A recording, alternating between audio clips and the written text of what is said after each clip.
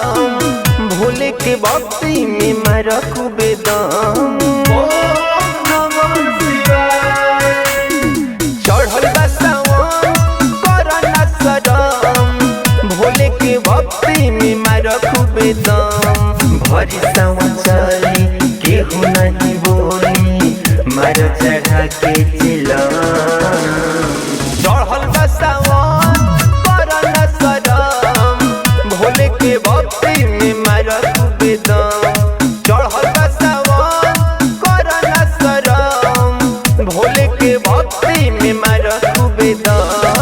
ओम नमः शिवाय ओम नमः शिवाय ओम नमः शिवाय ओम नमः शिवाय ओम नमः शिवाय बोलो ओम नमः शिवाय।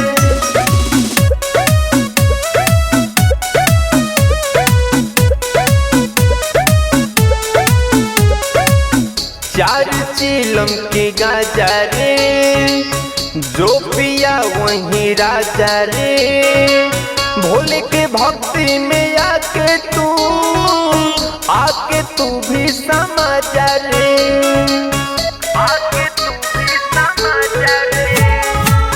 चार चिलम के गाजा रे जो पिया वही राजा रे।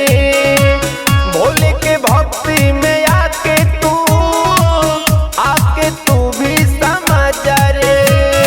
बोल बोल बम चल दिए हम शिव को करने नमन।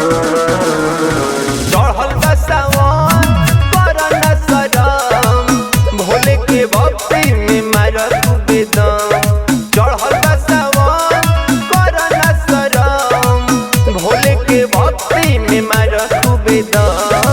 ओम नमः शिवाय ओम नमः शिवाय ओम नमः शिवाय ओम नमः शिवाय ओम नमः शिवाय बोलो ओम नमः शिवाय।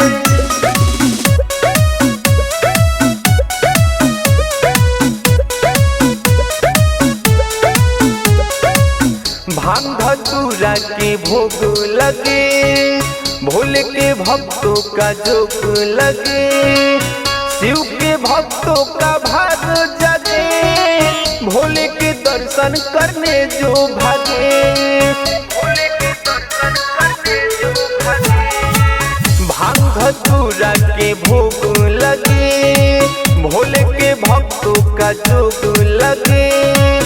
शिव के भक्तों का भाग जगे भोले के दर्शन करने जो भागे।